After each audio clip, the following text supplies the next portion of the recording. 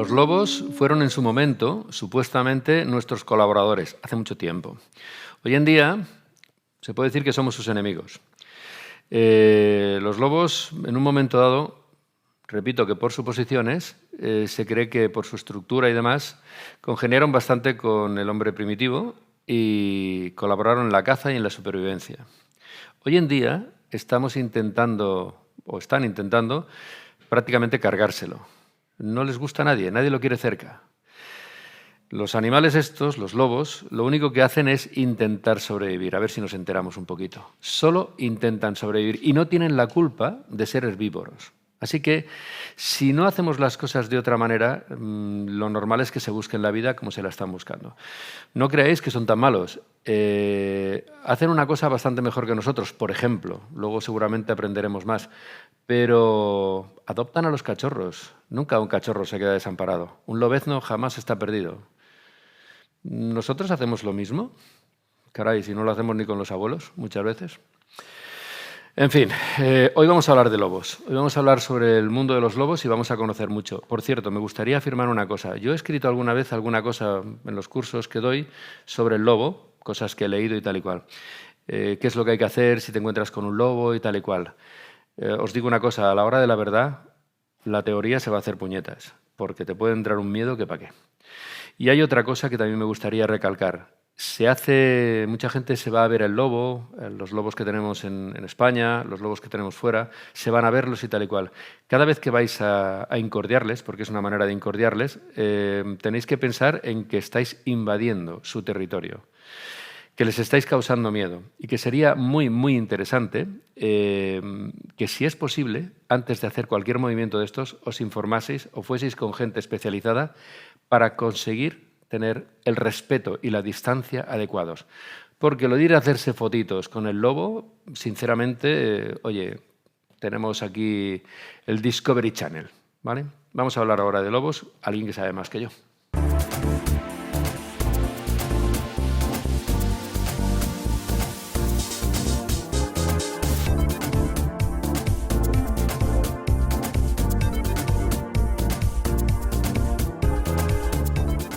Bueno, como acabo de comentar, vamos a hablar del lobo y vamos a aprender unas cuantas cosas sobre cómo está el lobo, cómo es el mundo del lobo actualmente y hasta vamos a aprender de cómo estamos nosotros con respecto al lobo. Ari, ¿qué tal? Buenos días. Aquí, a presentar contigo. No nos otro día asustemos, más. Hoy no aullaremos mucho. Ana, Vale. Bienvenida. Como siempre, pregunta todo lo que te dé la gana. Gracias por invitarme. Todas aquellas cosas que yo normalmente no se me ocurren. Vamos a hablar con Ignasi Castellví. Ignasi Castellví es el director de proyectos del Centre d'Estudis del Llop Signatus, que ahora le preguntaremos por qué Signatus. Bienvenido. Gracias, buenos días.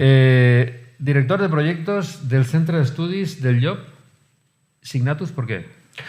¿Qué significa Signatus? Signatus es el nombre en latín del lobo ibérico, Canis lupus signatus. Entonces, como nos dedicamos... Yo conocía al Canis lupus palustri o algo así. ¿Puede ser que había uno? Pallipes. Sí, algo así me sonaba. Sí, hay varias subespecies. Tenemos el género que es el Canis, la especie que es Lupus. Todos los lobos distribuidos en el mundo tienen la especie Lupus y en función del lugar donde se encuentren, en función de la geografía, ese animal puede morfológicamente ser diferente. Entonces pasamos a la subespecie, diferentes en colores, en tamaños, en morfologías. O sea, ¿pueden haber lobos muy grandes? Como adaptación al medio vemos diferencias morfológicas y esto ha llevado de alguna manera a diferenciar con el término de subespecie. El término este no es muy importante, incluso tampoco se acepta en ciertos sitios, pero bueno, es una terminología que gente sí la tiene en cuenta. Te puedo asegurar que la mayoría piensa lobo y ya está. Sí, signatus es en latín, quiere decir marcado, y si os fijáis en todos los lobos ibéricos, todos, absolutamente todos, tienen unas marcas diferenciadas. No ¿Marcas en qué sentido? Marcas quizás... Físicas, o sea, marcas, patrones de coloración, patrones de colores. ¿Porque no son grises formas. normalmente o qué? Sí, tienen un color todos ellos marrones, pigmentados, con negro. Los del norte pueden variar un poco esta tonalidad, pero nos estamos siempre ajustando a unos patrones muy parecidos. Y luego unas marcas en el cuerpo muy características. Algún lobo italiano puede tener esa marca, puedes encontrar un lobo italiano con esas marcas, pero no todos los italianos tienen esas marcas. Lo que caracteriza al lobo ibérico a todos los ejemplares es que todos las tienen. Cuando te refieres al lobo ibérico, estamos hablando de toda la península, ¿no? ¿Incluido Sí, Portugal? Correcto, es Vale. península ibérica, hay una población aproximadamente de unos 300 y luego tenemos la parte de España. 300 en Portugal. Unos 300 individuos, sí. Solamente. Pero estamos hablando de Portugal. Estamos solo de hablando todo? de Portugal. Y luego Vale. Es que me en sonaba, digo, son muy pocos, ¿no? sí, en el resto de la península estamos hablando de unos 2.000, 2.500 ejemplares, pero son números que varían, que tampoco son muy certeros, que tampoco hay... Es complicado de saberlo, claro. Tampoco, se prefiere más hablar en términos de grupos reproductores que no de individuos que puedan haber, porque... Pero una pregunta, ¿el lobo es verdad que es más de zonas frías o podríamos encontrar lobos en Andalucía, por ejemplo? No, es que el lobo estuvo distribuido en toda Andalucía. De hecho, la toponimia es riquísima en todo el país, riquísima, que te denota la existencia de esta especie en toda la distribución ¿Pero actualmente geográfica. están? Actualmente hay algún individuo que se puede localizar, pero son individuos que están condenados al exterminio porque si no hay una variabilidad genética, no hay una población que permita que esta especie se mantenga. Aparte el lobo en general es de manada. También es verdad que hay lobos solitarios, ¿no? Pero sí, en general son de manada. Sí, pero el solitario es cuando el animal deja la manada para hacer una nueva manada, hacer una nueva familia, y mientras no encuentras otro ejemplar para hacer tu manada, puedes pasar un mes, puedes pasar un año, puedes pasar más de un año. En Andalucía va a tener que echar mano de entrar en meeting o algún programa de estos, porque si no es tremendo. Sí, es correcto.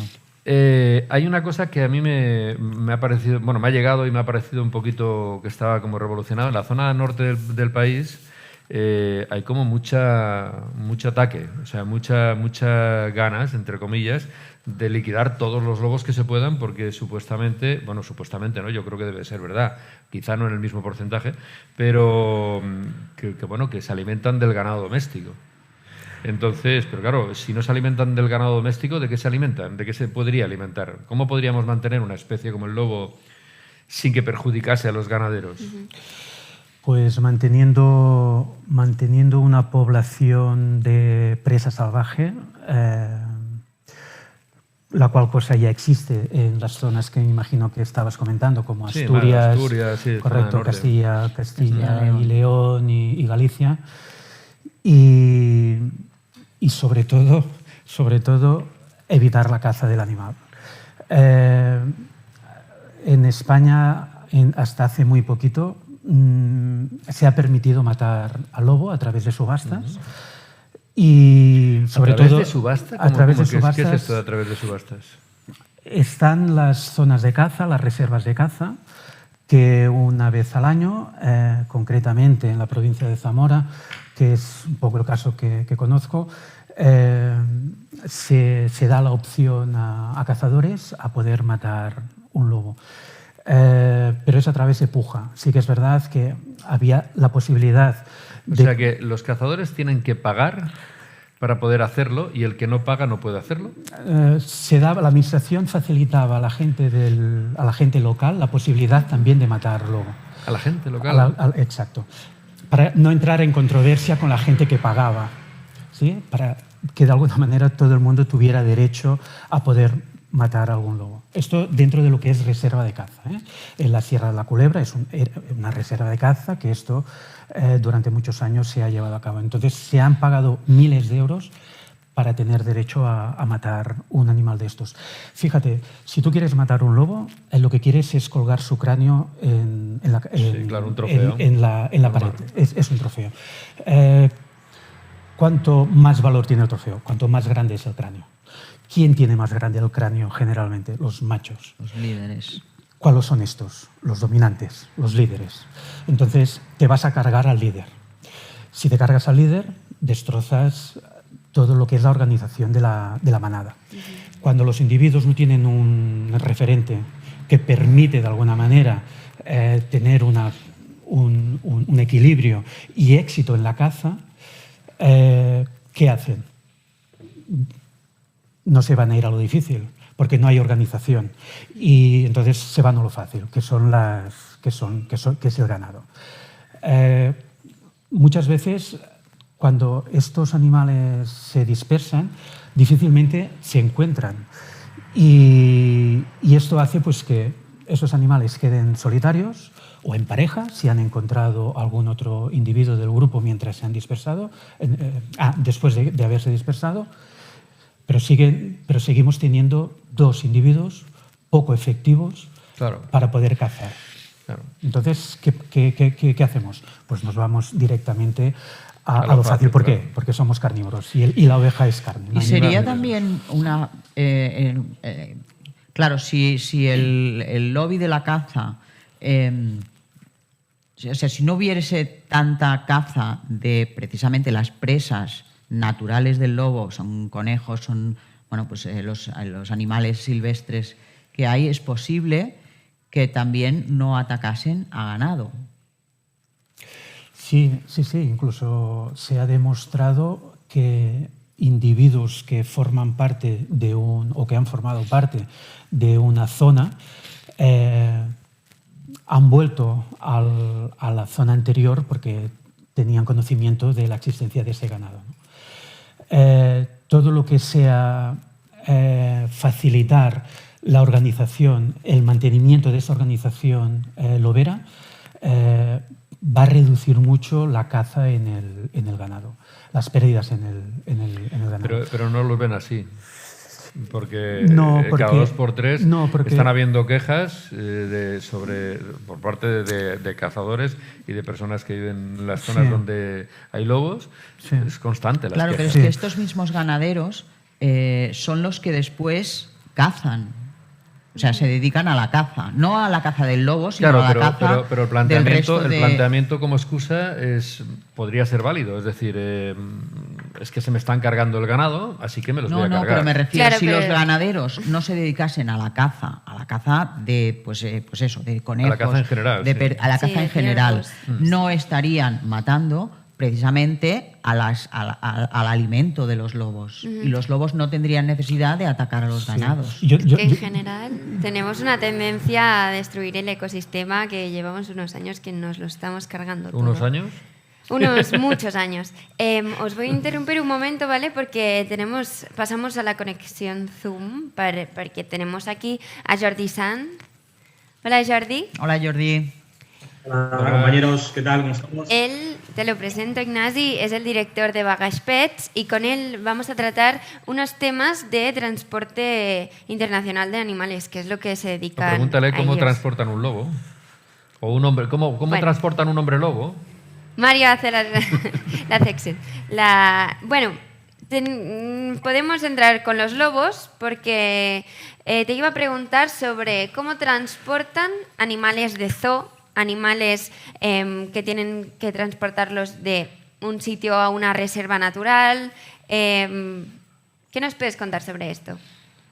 Vale, todo depende del tipo de animal que estemos transportando, del país donde vaya y la legislación que tenga el país, porque no todos los animales que no son domésticos son especies protegidas y si tenemos que entender si es una especie protegida o no.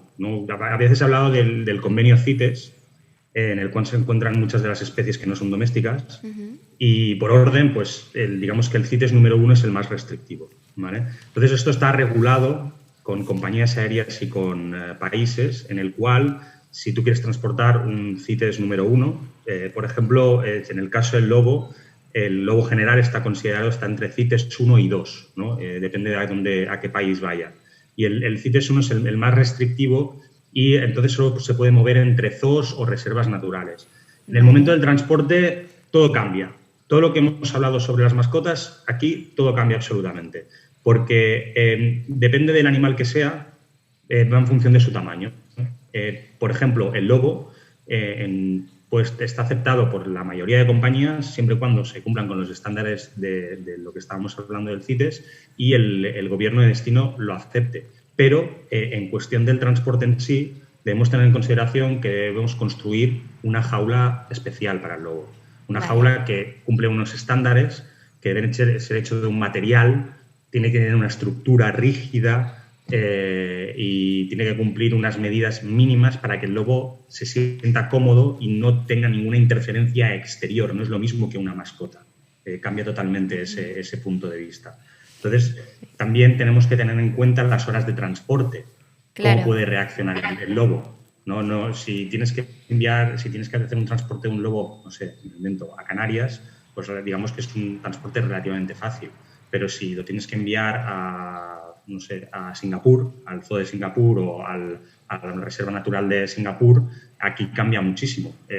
Tenemos que ver si podemos optar a un vuelo directo, si podemos hacer un vuelo con escala pero reducir el tiempo máximo, saber cómo puede reaccionar el lobo, si lo tenemos que sedar, qué tratamientos debemos tener en cuenta. Todo eso hay unos preparativos bastante considerables. Ya estamos hablando del lobo, pero podemos hablar de caballos, de halcones, podemos hablar de leones marinos, de cantidad de animales, de monos titi, de primates, que ahora mismo hay mucho movimiento de primate que ha pasado de circo, pasa a reservas naturales, y todo eso hay que tener en cuenta dependiendo del tipo de animal, el país a donde vaya y obviamente también las horas de transporte. Es que es bastante complejo. Es como... Me imagino, porque antes estaba leyendo una noticia de 2 pandas gigantes que tuvieran que habilitar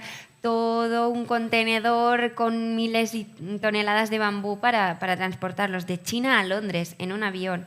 Y yo pensé, wow, son muchas horas, el animal se tiene que adaptar. Claro, correcto. Y todo depende, también hay otro problema, que depende del tamaño de la mascota, del animal, depende del tamaño del animal. No todos los aviones son válidos. Es decir, un avión de pasaje no es válido para un caballo o para un oso o para un león, porque las jaulas que necesitan el tamaño son tan bestias que necesitan aviones cargueros específicos. Y quizás la ruta que estamos hablando, que me estás pidiendo, por ejemplo, China-Londres, es una ruta carguera fácil. Pero si me pides en Barcelona-Tupuntu, pues no hay cargueros, ¿no? Y tendrás que buscar algún punto intermedio en Europa y de algún punto intermedio en África para hacer digamos, un vuelo directo y a partir de ahí transportar, ¿no? Claro, es complejo. Porque si son aeropuertos internacionales como China y Londres, es muy fácil encontrar 3 o 4 aviones cargueros diarios, pero a veces no es así. A veces te dicen, no, es que tenemos que transportar un animal a un punto remoto de, no sé, de Asia, y tienes que buscar el punto más cercano y organizar. Bueno, esperemos que al menos se dediquen a transportar y sacar a los animales del zoo a los espacios donde les toca, protegidos, porque Jordi, tengo que decir que la tendencia es esta, ¿eh? Bien. O sea, Jordi, ¿me permites una cosa? Voy a decir una chorrada, ¿vale? Antes he hecho una broma con lo del hombre lobo. ¿Sabes por qué no existe el hombre lobo? Porque los lobos no aceptaron. Muy bueno. Pues bueno. Yo estaba mirando esta perilla y digo, se me está convirtiendo. Ya te digo, por algún sitio se empieza, por arriba no. Por arriba no. Pues muchísimas gracias, Jordi, porque siempre nos ayudas un montón, sabes ya casi de todo, siempre que te preguntamos, das en el clavo. Otro día nos tendremos por aquí. Gracias. Fantástico. Gracias. Hasta luego, Jordi. Un saludo. Hasta luego, Jordi, hasta luego. ¿Y tenemos? Sí.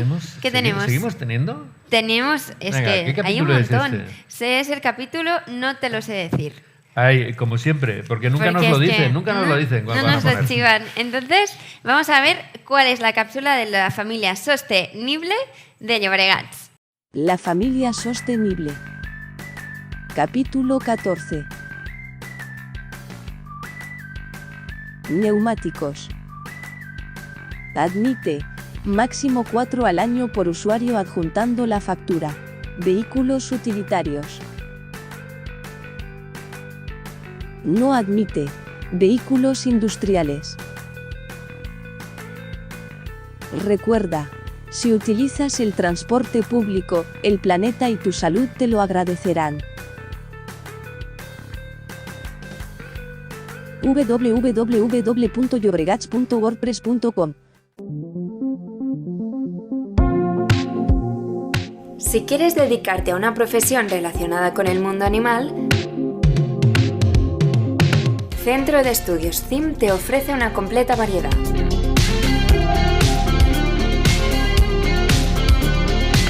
Cursos de auxiliar veterinario, educación canina, peluquería y muchos más.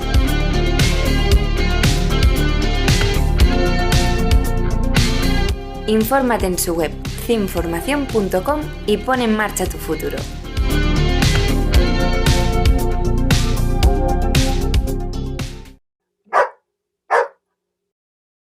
Bueno, Ari, neumáticos. ¿Ves? Ahora ya sé dónde van los neumáticos. Tengo una acumulación de neumáticos en mi casa que no sé qué hacer con ellos. Por reutilizarlos o a su sitio. Ahora ya sé. Vamos a reanudar la entrevista y voy a dar paso a Ana Baile porque tenía una pregunta así muy potente, con ganas de hacerla. Bueno, y además de recientísima novedad. En septiembre se aprobó la modificación del listado de especies protegidas, que venía del año 2011, es decir, hemos necesitado 10 años para darnos cuenta de que el lobo necesitaba estar dentro de este listado y protegerlo. Esto ha sido gracias a una serie de recursos, si no recuerdo, de varias entidades animalistas. Creo que estaba el lobo Marley, Asper, PACMA. Consiguieron introducir la protección del lobo en el listado de especies silvestres protegidas, pero mi pregunta es si además de estar catalogadas como protegidas deben considerarse como vulnerables, es decir, están como vulnerables, pero si están especialmente protegidas. Es decir, si la ley prohíbe cazar siempre y en todas las circunstancias al lobo. Sí, claro, esta ley no ha sido del todo beneficiosa para el lobo al 100%. Incluso estas entidades que estás comentando siguen trabajando para que la ley no se pare aquí. Porque se ha declarado al lobo, no se puede cazar, extinto de caza, está prohibida de su caza, pero dentro de vulnerable, de la catalogación de vulnerable. Lo que interesa es que el lobo pase a ser catalogado como peligro de extinción, ¿sí?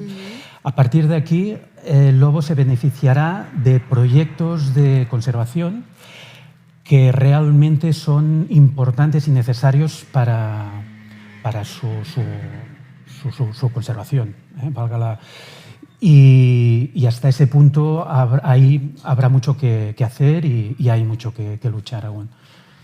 Hasta llegar al punto de que ahora está en el listado, como decías, de especies en peligro protegidas, pero tiene que estar incluida en el catálogo, ¿sí? Una cosa es el listado y la otra es el catálogo. Pero si está prohibida la caza en base a esa colocación en ese listado, ¿no es el avance que se buscaba?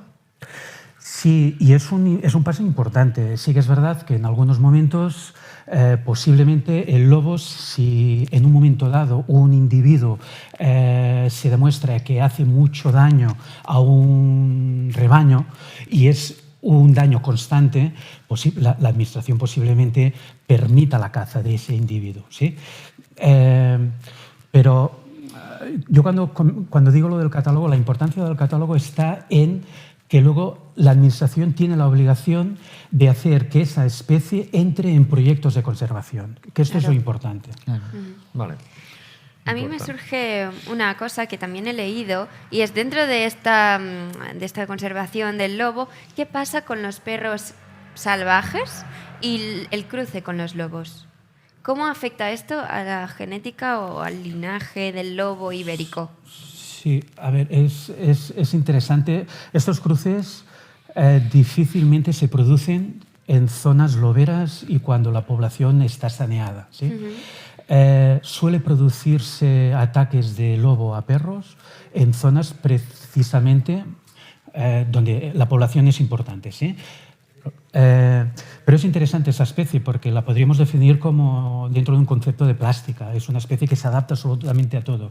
Es decir, en un sitio donde el perro asilvestrado de alguna manera puede ser atacado por el lobo, en zonas donde no hay muy poco lobo, ese perro asilvestrado puede mezclarse, hibridarse con lobo. Con la manada, ¿no? Claro, a partir de ahí no tenemos poblaciones puras, genéticamente hablando, que para la conservación de la especie lo más importante es que las poblaciones se mantengan puras al 100%. Y hay un porcentaje importante en la península ibérica de zonas donde estas poblaciones están Y esto quizás entremezcladas. se enlazaría con lo que has hablado antes, de que si un cazador caza al líder de la manada, esta manada al quedar desestructurada, sí que es vulnerable a que a la entrada de perros asalvajados o perros asilvestrados que puedan tener ese liderazgo que carece la manada del lobo, ¿no? Y entonces ahí sí producirse el cruce. Sí, lo que pasa es que cuando un individuo ya ha formado parte de un grupo propiamente dicho, genéticamente diferenciado, es difícil de alguna manera que acepte a un perro, porque es complicado. La manera de funcionar de un lobo no tiene nada que ver con la de un perro asilvestrado, la cual cosa esto ya puede dificultar. Pero también. provienen del lobo. Sí, el perro es históricamente provienen del lobo. Sí, el perro es el... Por lo tanto, los parámetros básicos son los mismos: jerarquía, territorialidad, gregarismo. Sí, pero mira, si un perro se junta con una loba, difícilmente ese perro en un periodo de Embarazo. de amamantar Sí, a las ajá. crías, difícilmente Lactancia. ese perro adoptará el comportamiento de ir a cazar Claro. y volver con la carne a alimentar a la Claro, hembra claro. que lo necesita, ¿no? Un poco lo que estaba diciendo antes va por aquí, ¿no? Es difícil, sí, el perro es un lobo, pero es un lobo domesticado. Todos estos miles de años de domesticación ha No nos hecho los podemos saltar. que sea el mismo animal con la misma base taxonómicamente genética, sí. hablando, pero en comportamiento no es el mismo animal. Oye, hay una cosa que Ana, sobre todo, ya sabe que yo siempre hago a veces de abogado del diablo. Me pongo en el otro lado. No, que me voy a poner de tu lado. A ver si, Vale, si coincidimos. Yo quiero que me expliques, porque claro, hay mucha gente que se queja del lobo, tal y cual, Eso. como hemos hablado y tal y cual. Pero parece como que nadie, yo, ¿no? No sabemos qué beneficios aporta el hecho de que existan los lobos. Porque claro, estamos hablando de que matan el ganado, no sé qué, no sé cuánto, son un peligro para... Pero ¿tiene beneficios que exista el lobo? Sí, mira, de hecho, si nos creemos realmente el concepto de biodiversidad, el lobo tendremos que protegerlo, ¿vale? Estamos hablando de una especie que quedó aislada hace muchos años dentro de una península que la llamamos ibérica y no tenemos más lobo ibérico que en este sitio. La cual cosa, si queremos si creemos en ese discurso de la biodiversidad, tenemos que protegerlo, porque es una especie singular, ya está. Pero luego hay una parte que es muy importante, que es la ecológica, ¿sí? Es un ejemplo que pongo bastante frecuentemente. Lo podríamos simular como si fuera el motor de un coche. Tú necesitas que todas las piezas del motor funcionen para que ese coche avance. Puede ser que quites una pieza en un momento dado, ese coche funcionará, no tan bien, pero quizás funcione. Si le quitamos la pieza clave, ¿sí? Atentos con ese concepto, clave, ese coche ya dejará de funcionar. Por tanto, es importante que todo el motor tenga sus piezas. El ecosistema, el bosque es exactamente igual. Necesita todas las piezas para que este motor, este bosque, este ecosistema funcione. Cuando se le quitó la pieza clave, volvemos otra vez, esa pieza necesaria para que funcione el motor, los ecosistemas dejaron de funcionar. Y una de las razones que de alguna manera justifica lo que estoy diciendo pues es la superpoblación de jabalíes que nos encontramos en muchos sitios, ¿no? Es lo que Yellowstone constantemente están publicando, ¿no? De la necesidad que hubo de volver a reintroducir lobo para que ese ecosistema volviera otra vez a su sitio, ¿no? Entonces, por una vertiente ecológica, la especie clave es muy importante. Te he hecho esta pregunta porque creo que como te digo, la mayoría de la gente no pensamos en qué beneficios puede tener un lobo. Siempre piensas, si me encuentro un lobo por ahí, si me va a atacar, Bueno, si ya, no sé lo qué... que pasa es que no tenemos que pensar desde el punto de vista humano qué beneficios nos aporta, porque Claro. Sí, pero, los animales no nos han de aportar beneficios, correcto, sino pero los humanos han de ya ser sabes cómo respetados somos. per se. Pero es verdad que intentando, o si se intentase buscar un consenso entre los perjuicios que causa el lobo al hombre o a determinados sectores como son el ganadero, etcétera, ¿cuál crees que podría ser la solución para que dejasen de causar perjuicios a los ganaderos, que además esos perjuicios redundan en compañías de seguros que han de pagar indemnización? Es decir, yo aquí estoy haciendo de abogada del diablo también. O sea, claro, yo entiendo a aquel ganadero, aunque no estoy a favor de la ganadería, naturalmente, pero pues que ven que su modo de vida se arruina por los ataques de los lobos. Sí. Yo comparto lo que estás diciendo hasta el punto de ver si ese ganadero, una vez ha recibido las ayudas correspondientes, aún sigue queriendo la desaparición del lobo. Son dos cosas diferentes, que las separa una línea. Es decir, yo puedo estar de acuerdo en que un ganadero tiene pérdidas y puedo estar de acuerdo en que un ganadero tiene que desarrollar su trabajo sin ningún tipo de incidencias, ¿no? Para eso está la Administración. La Administración tiene que apoyar con proyectos de atención a la ganadería, y una vez esto se cumpla, a partir de aquí, si el ganadero sigue con las suyas de envenenar, matar, etcétera, etcétera, estamos hablando ya de otra cosa. ¿Sí? Ya es otro tema. Aquí es muy difícil, ya no podemos entrar, porque estamos hablando de la manera de ser de una persona que, por mucho que tú le intentes hacer entender sobre la importancia de la especie, etcétera, etcétera, que los problemas ya los tiene de alguna manera o los puede tener de alguna manera solucionados, etcétera, etcétera, si aún así sigue en sus 13, aquí ya es un discurso que es estéril, ya no podemos hacer nada. Difícilmente vamos a convencerle. Y tampoco en cualquier se trata caso, de eso, hablamos de ganadería extensiva, porque la intensiva está estabulada y esa no que es la que perjudica más. Sí. De todas maneras, hay pastores, yo conozco gente que tienen 1.300 ovejas y están a favor del lobo, y ellos asumen que tienen que puede haber una pérdida. que tienen que tener una pérdida, merma, pero una esta merma. pérdida es mínima. Pero, ¿Por y qué? además Porque es- se acogen a estas ayudas de la Administración. Entonces, ya está. Si yo, Administración, te doy un perro para que protejas al ganado y tú no lo quieres, entonces, ¿de qué vamos a hablar? Ya, ¿no? claro. Es difícil. Por Ya. eso te decía esta línea, ¿no? Que son Nos dos vais a cosas perdonar, pero es que se nos echa. Se nos echa encima. Se nos echa encima, como siempre. Sí, y tenemos una porque- cosa con la que terminamos el programa, que siempre insistimos en a ver si hay suerte. Y Bueno, que en la anteriores temporada pasada programas. ha habido mucho, ¿eh? Sí, la temporada pasada ha habido sí, mucho. y en anteriores programas también. Algo, sí, Sí. pero poco. Ha de ser más.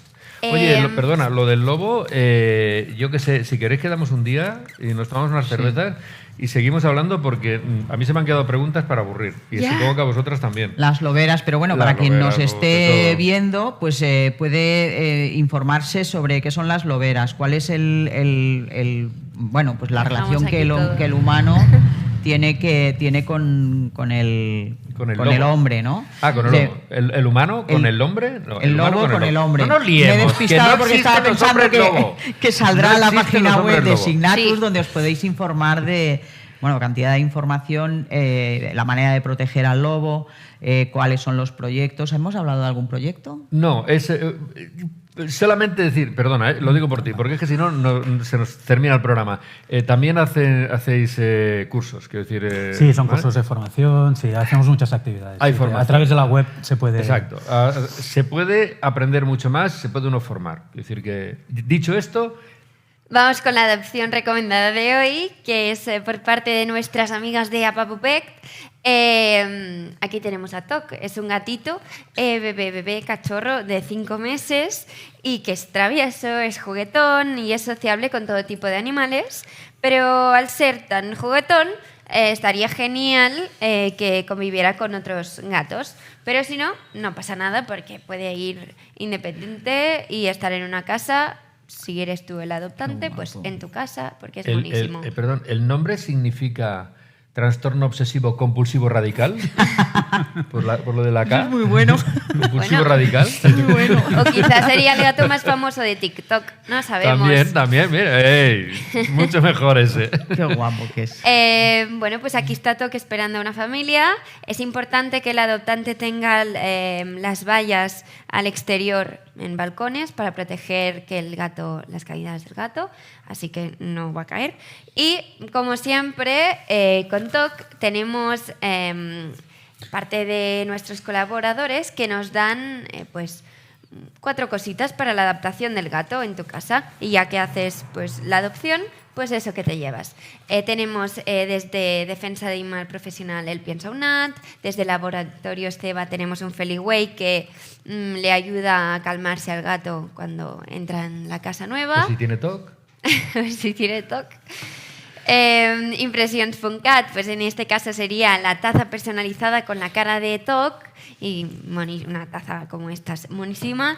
Y por parte de City Dogs le daríamos un juguetito o un collar para que quede monísimo, sin cascabel, siempre sin cascabel. Vale, pues esto sería todo. Fenómeno. Pues hemos hablado de lobos, de felinos, hemos hablado de humanos. Y de hombres ¿De lobo. qué nos queda hablar? De redes sociales. ¿No? Exacto. Pues eso, nos queda hablar de redes sociales, de Instagram, de Facebook, de YouTube Y ya está. y de muchos seguidores. Venga, a ver si pabilamos. Nos vemos en el siguiente programa.